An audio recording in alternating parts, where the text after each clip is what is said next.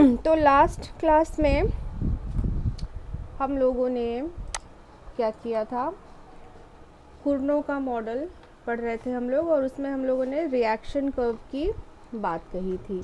ठीक है, मेरी आवाज़ जा रही है ना आप सबको?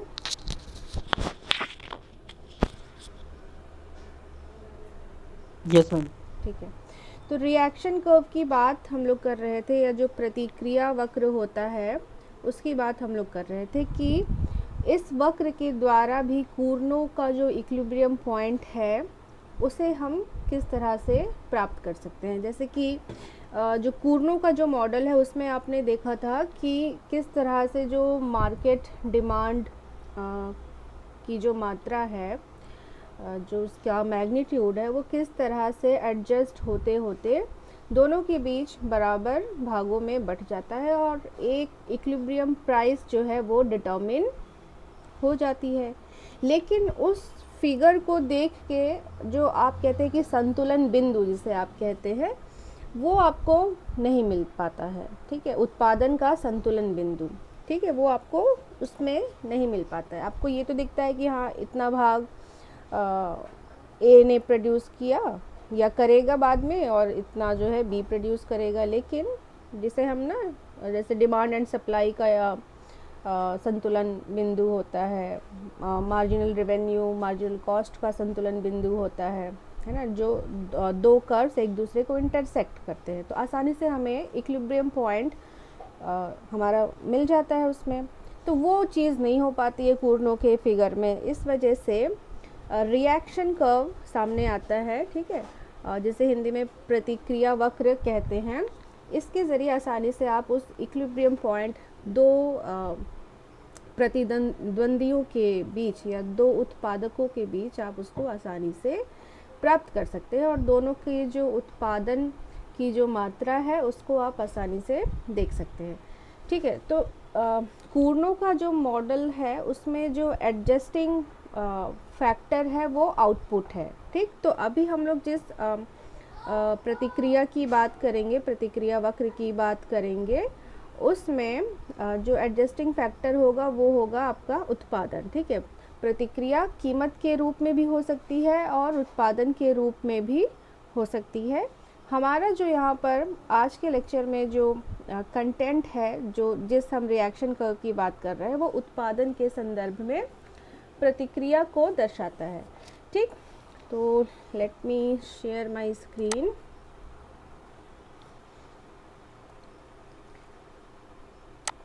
ठीक है, तो प्रतिक्रिया वक्र के बारे में आपने लिखा था कि ये जो वक्र होता है ये बताता है कि दूसरे प्रतिद्वंदियों का जो भी एक्शन होगा उसके परिणाम स्वरूप हमारी क्या प्रतिक्रिया होगी। ठीक है, तो ये जो वक्र है वो हमारी प्रतिक्रिया के बारे में होता है।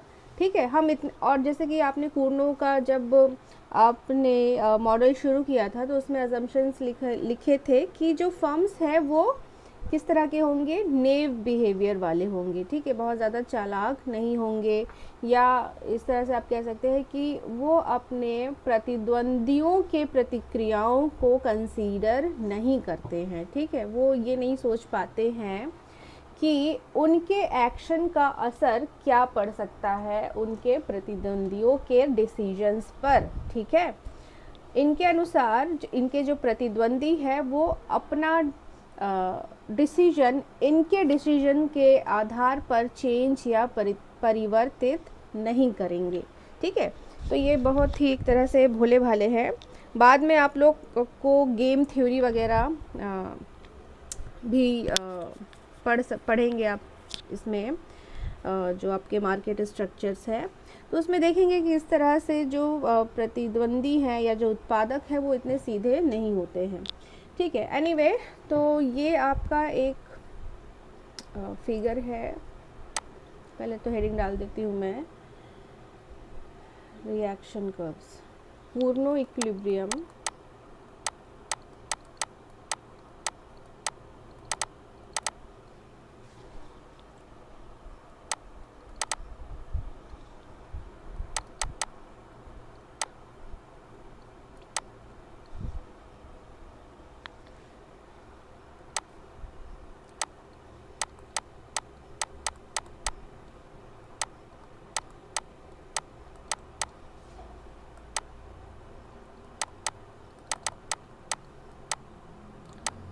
ठीक है, तो ये जो रिएक्शन कर्व्स है ये स्टैकलबर्ग ने दिया था।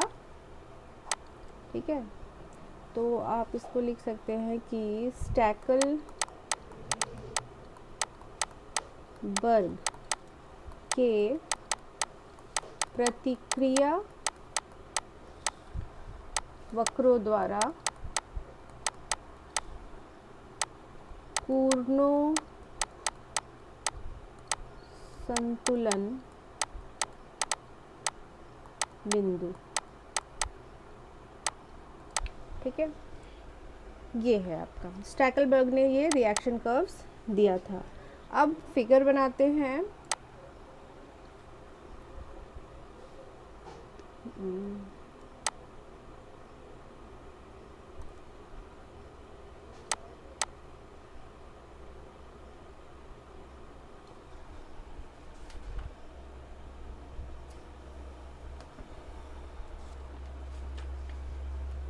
नीचे होगा या एक्स एक्सिस पे होगा आपका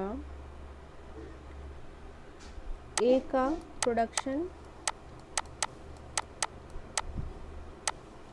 और वाई एक्सिस पे होगा बीज प्रोडक्शन।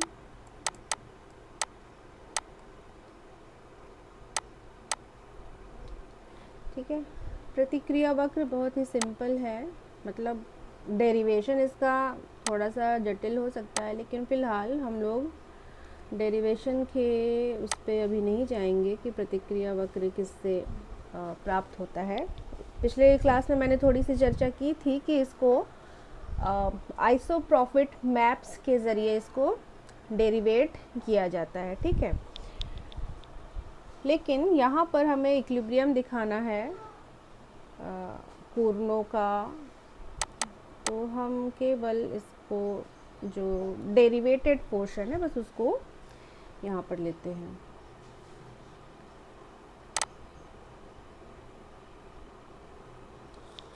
ठीक है, ये हो गया आपका रिएक्शन कर्व्स। आपको मिल गए। ये ए का प्रतिक्रिया वक्र है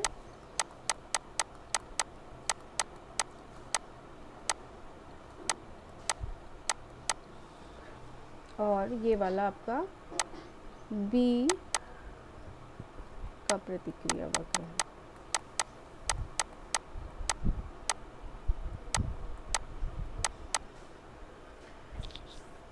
ठीक है, यहाँ पर एक आपको ये संतुलन बिंदु दिखाई पड़ रही होगी, तो यही वह बिंदु है जो आपको कूर्नों का जो मॉडल था, है ना, जिसमें जो प्रोडक्शन है कुछ इस तरह से बटा हुआ था दो बराबर भागों में। ठीक है, तो यहाँ पर ये इक्विलिब्रियम पॉइंट इस प्रोडक्शन को दिखा रहा है, लेकिन ये जो इक्विलिब्रियम पॉइंट है ये शुरुआत में ही नहीं मिल जाएगा आपको। जैसा कि इसमें भी आपने देखा था कि प्राइस पहले ज़्यादा थी, फिर कम हुई, फिर यहाँ पर सेट होती है। ठीक है, इस तरह से। तो यहाँ पर क्या एडजस्टमेंट प्रोसेस होता है। ठीक है, शुरुआत कहाँ से होती है एडजस्टमेंट की। ठीक, तो आपने देखा या आपने अभी अभी सुना होगा कि प्रतिक्रिया क्या है, जैसे कि ये ए की प्रतिक्रिया वक्र है। ये प्रतिक्रिया वक्र दिखाता है कि बी के दिए हुए उत्पादन स्तर पर हमारी यानी कि ए की प्रतिक्रिया क्या होगी उत्पादन के संदर्भ में। ठीक है, यानी कि बी अपना जो भी उत्पादन कर रहा है उसके फलस्वरूप ए का उत्पादन क्या होगा। ठीक है, मान लीजिए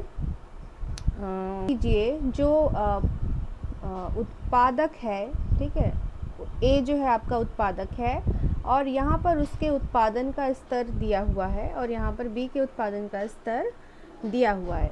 और अगर मान लीजिए, अच्छा इसको हम पहले नाम दे देते हैं, ये है एन एम और ये है आपका आर और एस। तो m जो है A का प्रतिक्रिया वक्र है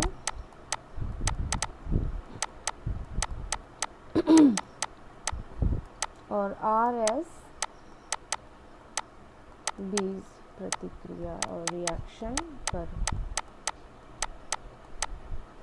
ठीक है। अच्छा, अब देखिए कि अगर A जो है OA1 अमाउंट प्रोड्यूस करता है, ठीक है, तो एज अ रिज़ल्ट बीज रिएक्शन कर्व क्या बताएगा कि B का जो उत्पादन स्तर है वो कहाँ पर जाएगा, इसको हमें लोकेट करना पड़ेगा। ये हमने यहाँ पर B के प्रतिक्रिया वक्र को छुआ, ठीक है। अब यहाँ से हमको एक हॉरिजॉन्टल लाइन खींचनी होगी,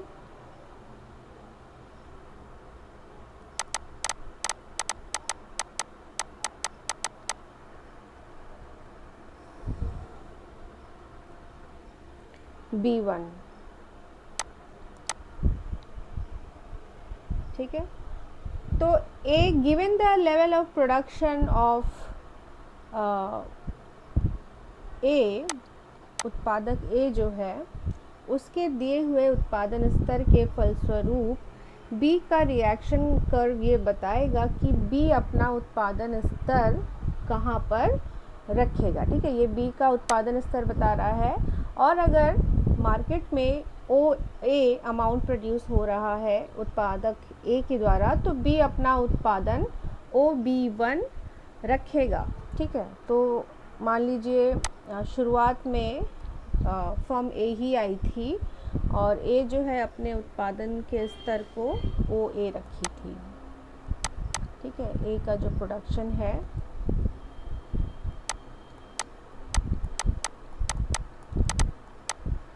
वो कितना था, शुरुआत में OA1 था, ठीक है। और फिर बाद में B आई, तो B ने इस OA1 के अनुसार अपने उत्पादन स्तर का निर्धारण किया, प्रतिक्रिया की OB1, ठीक है। ये क्या है, प्रतिक्रिया है, किसकी है, B की है, फर्म B की है, ठीक है। तो अब फर्म B ने OB1 प्रोड्यूस किया। अब क्या होगा, अब A की बारी आएगी। इस OB1 के फलस्वरूप अब फर्म A जो है वो प्रतिक्रिया करने के लिए प्रेरित होगी। तो दूसरे स्टेज पे फर्म A जो है उसका उत्पादन कितना होगा, देखते हैं। यहाँ पर है OB1 तो OB1 यहाँ पर फर्म B का उत्पादन है।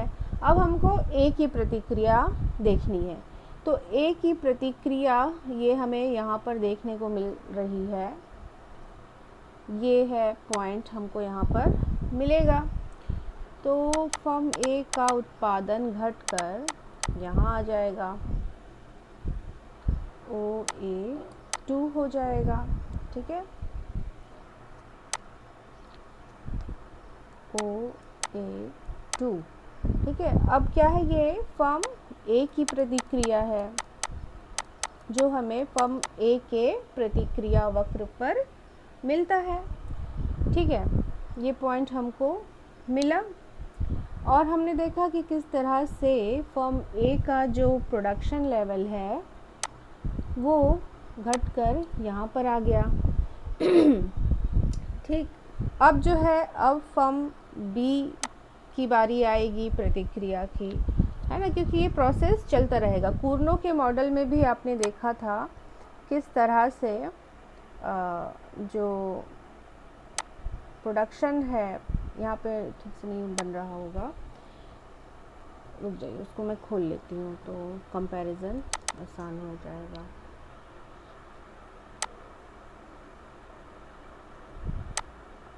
ये रहा, ठीक है। तो किस तरह से पहले A आया था, फिर B आया, लेकिन यहाँ पर क्या बताया कि सीधे यहाँ पर OP डैश पर इक्विलिब्रियम प्राइस आपको यहाँ मिल गई थी, ठीक है। लेकिन इस फिगर में ये कमी थी, या हम कमी नहीं कहें तो ये कह लें कि ये फैसिलिटी नहीं थी कि आप उस एडजस्टमेंट पाथ को देख सकें। ठीक है, किसी को शायद कन्फ्यूजन भी हो रहा था, जैसे कि ये वाला जो फिगर था इसमें तो हम एडजस्टमेंट के प्रोसेस को देख पा रहे हैं मैथमेटिकली, लेकिन जो फिगर है उसमें हम इस एडजस्टमेंट पाथ को नहीं देख पा रहे हैं। हम सीधे इनिशियल इस पॉइंट से सीधे इक्विलिब्रियम पॉइंट तक हम पहुंच गए थे। ठीक है, लेकिन ये जो रिएक्शन कर्व है वो हमें ये फैसिलिटी देता है कि हम उस एडजस्टमेंट पाथ को भी देख सकते हैं। ठीक है, उसको समझ सकते हैं। तो यहाँ पर ये बी के उत्पादन स्तर के फलस्वरूप जो आपका ए है उसने प्रतिक्रिया की और अपने उत्पादन स्तर को कम कर दिया। ठीक है, इस वाले फिगर में, कूर्नो के फिगर में आपने देखा था कि पहले उत्पादन स्तर जो था OP था, सॉरी प्राइस OP था और उत्पादन स्तर ON था, जो घटने के बाद डायरेक्टली OC हो गया फिगर में। ठीक है, लेकिन यहाँ पर हमें वो एडजस्टमेंट पाथ देखने को मिलता है। ठीक है, सीधे इक्विलिब्रियम पर हम यहाँ पर नहीं पहुँच जाते हैं, बल्कि हम बीच के एक दो स्टेप को भी लेते चलते हैं। ठीक है, तो यहाँ पर A2 तक हम आए। ठीक, अब अगर फर्म A OA2 प्रोड्यूस कर रहा है, now it's turn of firm B to react. ठीक है, फर्म B अब रिएक्ट करेगा। ठीक है, ही विल रिएक्ट। तो फर्म A के O2 लेवल ऑफ प्रोडक्शन के वजह से फर्म B जो है, यहाँ बहुत ही छोटा सा जगह बच रहा है एक्चुअली। फर्म B का जो प्रोडक्शन लेवल है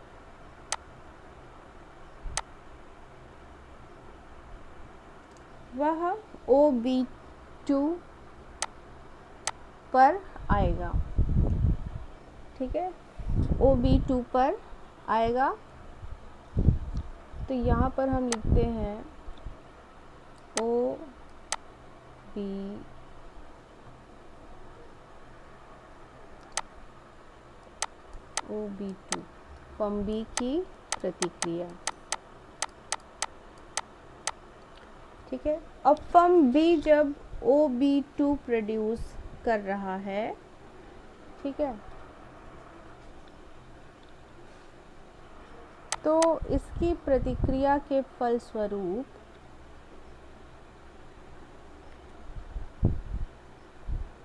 फर्म A OA3 प्रोड्यूस करेगा।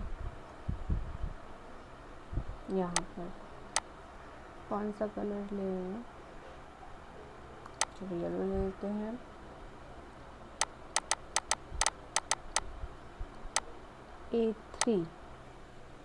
A3 या आप यहाँ पर इसको N नाम दे दें इक्विलिब्रियम पॉइंट के। ठीक है, अब A की बारी आई प्रतिक्रिया करने की। अगेन A जो है इसने प्रतिक्रिया की OA3। ठीक है, अब जो है OE3 level of production of producer A, firm का जो उत्पादन स्तर होगा प्रतिक्रिया के फलस्वरूप वो यहाँ पर जाएगा, जिसे आप B3 नाम दे दीजिए। ठीक है, तो इक्विलिब्रियम पर धीरे धीरे दोनों ही फर्म खिसकते खिसकते पहुंच गए हैं अल्टीमेटली। ठीक है, तो ये फर्म A की प्रतिक्रिया थी। अब जो है फर्म B इसके अनुरूप प्रतिक्रिया करेगा और वो भी OB3 प्रोड्यूस करेगा।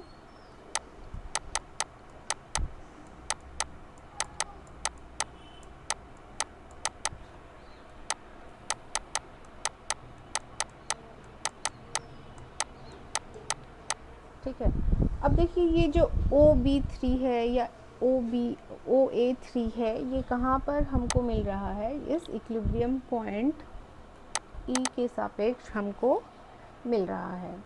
ठीक है,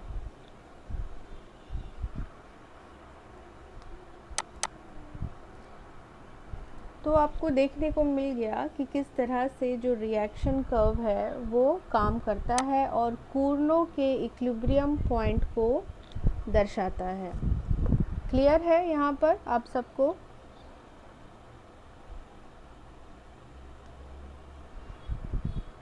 अगर इस फिगर में बीच में काफ़ी जो प्रोसेस है वो क्लियर नहीं हो पा रहा है तो एक दूसरा फिगर मैं इसी के तरह बनाती हूँ।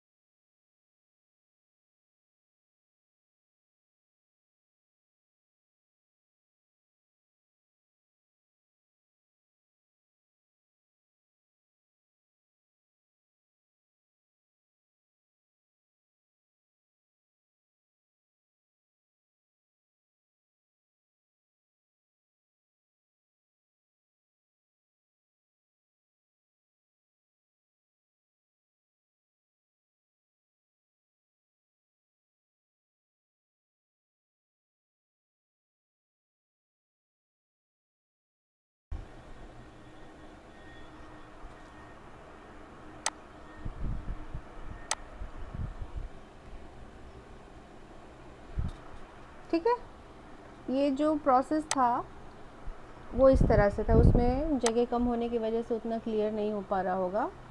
तो यहाँ पर ये आप देख लीजिए, यहाँ पे साफ है आप सबको बात?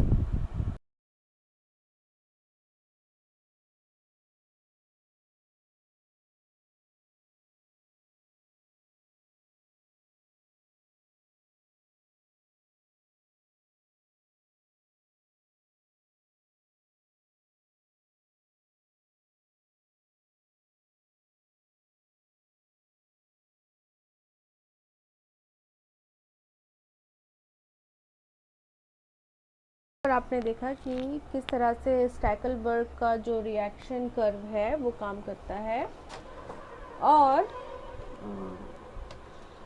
आपको कोर्नो के इक्विलिब्रियम बिंदु से मिलाता है। ठीक है, और दूसरी बात यह है कि जो कूर्नो का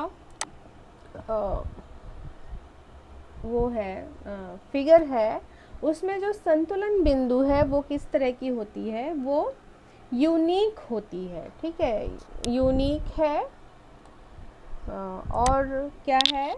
स्थिर संतुलन है। कूर्नो का संतुलन बिंदु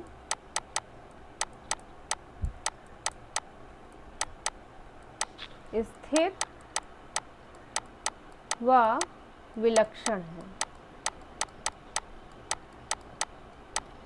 ठीक है, यानी कि एक बार इक्विलिब्रियम पॉइंट मिलने के बाद फिर उसमें ज़्यादा ऊपर नीचे नहीं होता है। ठीक है, शुरुआत में हाँ एडजस्टमेंट वगैरह होता है क्योंकि मार्केट नया रहता है।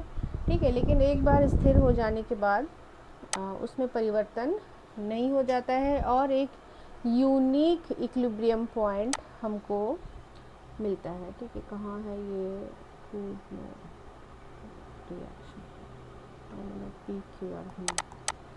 ये जो है आपने देखा था, जो इक्विलिब्रियम पॉइंट था ये क्या है? यूनिक है। ठीक है, आपको इक्विलिब्रियम यहाँ पर और कोई जगह पर नहीं देखने को मिलेगा। ठीक है, कि यहाँ पर भी इक्विलिब्रियम हो जाए, कहीं और भी इक्विलिब्रियम हो जाए, ऐसा नहीं है। जैसे कि पैरेटो वगैरह के केस में कई सारे इक्विलिब्रियम पॉइंट आपको मिलते हैं, लेकिन यहाँ पर जो इक्विलिब्रियम है वो यूनिक है। ठीक है, तो now we will come to the criticism part of this model. ठीक है, कि इसमें इसके या जो कूर्नो है उनके मॉडल की आलोचना किस आधार पर की गई है। ठीक है, तो आलोचनाएं ज़्यादातर या मोस्ट ऑफ द केसेस जो अजम्पशंस लिए जाते हैं उनके आधार पर ही आलोचनाएं की जाती हैं, क्योंकि आलोचनाओं में अजम्पशंस में हम बहुत सारे जो रियल वर्ल्ड के फैक्टर हैं उसको हम स्थिर मान लेते हैं या उसको हम दिया हुआ मान लेते हैं समथिंग, तो उसी फिर आधार पर आलोचना की जाती है कि ये तो रियल वर्ल्ड के या जो वास्तविक सिचुएशन है उसको दिखाता ही नहीं है, उसको सॉल्व ही नहीं करता है, तो ये सेल्फ क्या कहते हैं सेल्फ एक्सप्लेनेटरी है, ट्रूइज्म है टाइप्स, इस तरह के असम्पशंस बनते हैं। तो इसमें आप लोग लिख लीजिए, कूर्नो के मॉडल में जो एक मौलिक त्रुटि है, कूर्नो के मॉडल में जो एक मौलिक त्रुटि है वह यह है कि कूर्नो के मॉडल में जो एक मौलिक त्रुटि है वह यह है कि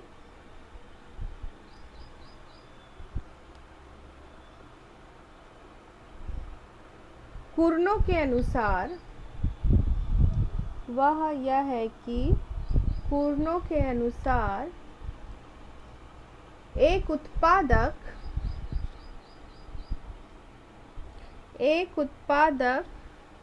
अपनी उत्पादन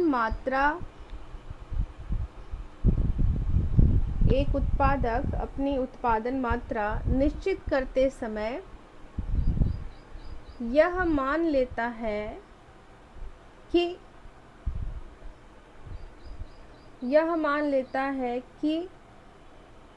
वह चाहे जो भी उत्पादन निश्चित करे,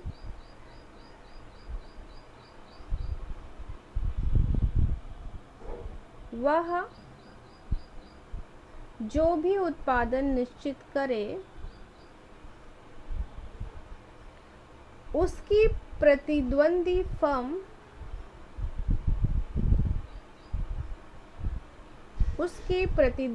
फर्म अपनी उत्पादन मात्रा को वर्तमान स्तर पर ही स्थिर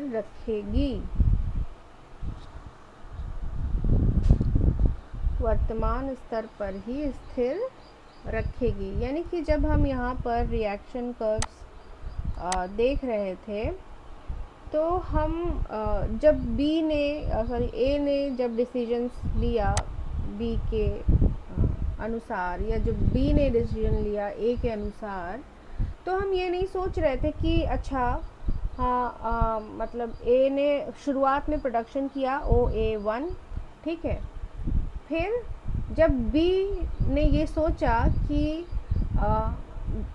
ए जो है OA1 प्रोड्यूस कर रहा है, और हम जो डिसीजन लेने वाले हैं, यानी कि अगर हम सोच रहे हैं कि हम OB1 प्रोड्यूस करें, तो अगर हम OB1 प्रोड्यूस कर देंगे तो OA क्या करेगा। यानी कि ये वाला जो स्टेप है, ठीक है, ये जो रेड वाले पेन से लिखा हुआ है ए का OA2 लेवल ऑफ प्रोडक्शन, इसके बारे में OB यहाँ पर बिल्कुल भी नहीं सोचता है कि हम अगर OB1 प्रोड्यूस करेंगे तो हमारी प्रतिक्रिया के फलस्वरूप फर्म A भी जो है कुछ रिएक्ट करेगा। वो फर्म B सोचती है कि जो फर्म A है वो अपने पहले वाले उत्पादन स्तर पर ही स्थिर रहेगा, ठीक है, वो चेंज नहीं करेगा। ये B सोचती है कि अच्छा A जो है OA1 प्रोड्यूस कर रही है तो हम OB1 प्रोड्यूस कर ले, और जो A है वो तो भोला भाला है ही, और वो अपना OA1 प्रोड्यूस करता रहेगा। लेकिन हुआ क्या, ऐसा हुआ तो नहीं रियल वर्ल्ड में, ठीक है। और जो फर्म A है वो OA2 प्रोड्यूस कर ली, ठीक है। तो डिसीजन लेते टाइम जो है फर्म B ने इसके व्यवहार को प्रिडिक्ट नहीं किया, ये कूर्नो मानकर चलते हैं, ठीक है। तो आपने लिखा कि वर्तमान स्तर पर स्थिर रखेगी। उसकी यह गलत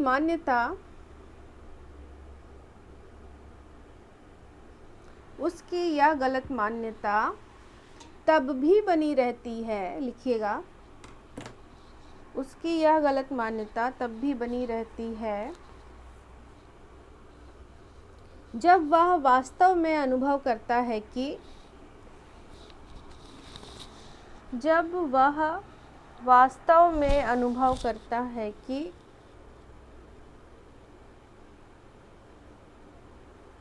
उसके द्वारा उत्पादन में परिवर्तन के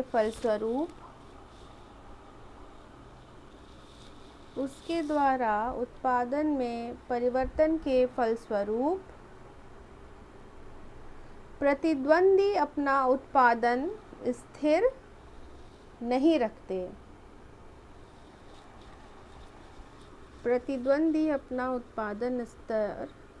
उत्पादन स्थिर नहीं रखते, बल्कि उसके प्रत्युत्तर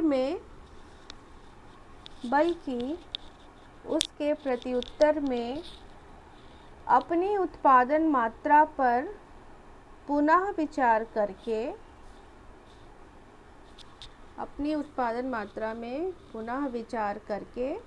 अपनी मात्रा को बदल देते हैं। ठीक है, अपनी मात्रा को बदल देते हैं। यानी कि जब यहाँ पर फर्म ए ने रिएक्ट कर दिया, उसके बाद भी जो है फर्म बी फिर से अपनी ही मात्रा को परिवर्तित कर देता है। ये नहीं देखता है कि हमारा जो भी डिसीजन हम ले रहे हैं उसके बदले में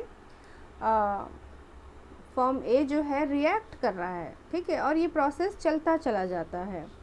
ठीक है, अपनी ही मात्रा को बदल देते हैं। अतः कूर्नों की मान्यता तर्कसंगत अथवा विवेकशील नहीं है। कूर्नों की मान्यता तर्कसंगत नहीं है अथवा विवेकशील नहीं है।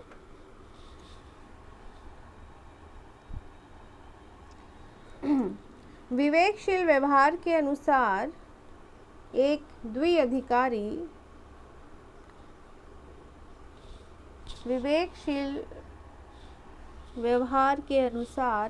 द्विअधिकारी तुरंत अपनी परस्पर निर्भरता को समझता है और उसके अनुसार व्यवहार करता है।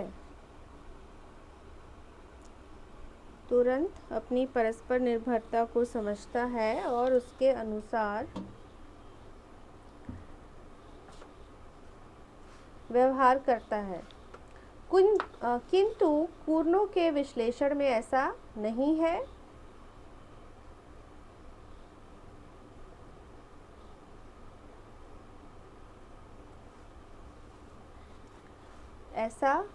है। इसलिए कूर्नों के मॉडल को नो लर्निंग बाय डूइंग कहा जाता है।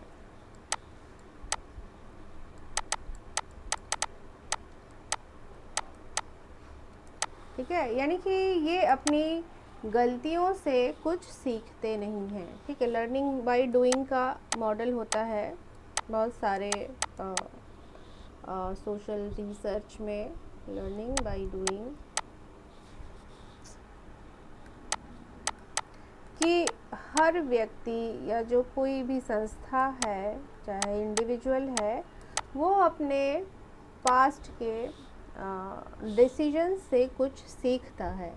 ठीक है, लेकिन यहाँ पर तो जो कूर्नों के दोनों प्लेयर्स हैं, डुओपोलिस्ट हैं, वो तो कुछ सीखते ही नहीं हैं अपने डिसीजन से। ठीक है, तो इसलिए इनको know learning by doing model कहा जाता है। दूसरी आलोचना है कि ये ओलिगोपोली में जो परस्पर निर्भरता होती है उसकी उपेक्षा करते हैं। ठीक है, ये अपना खुद का डिसीजन लेते चले जाते हैं और इनके राइवल क्या करेंगे उसको ये कंसीडर ही नहीं करते हैं। तो ये एक तरह से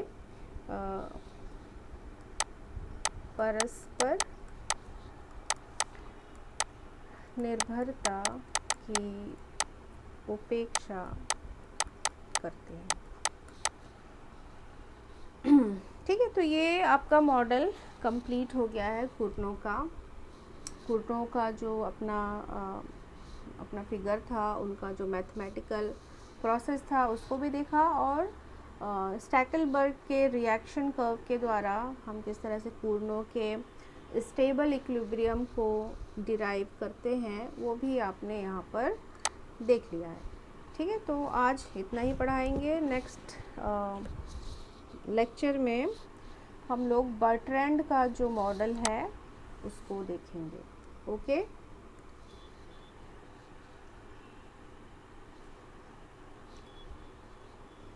थैंक यू। इसमें हाँ, इसमें अगर कुछ पढ़ लीजिएगा इसको, कुछ क्वेश्चन होगा तो फिर नेक्स्ट लेक्चर में यू कैन आस्क।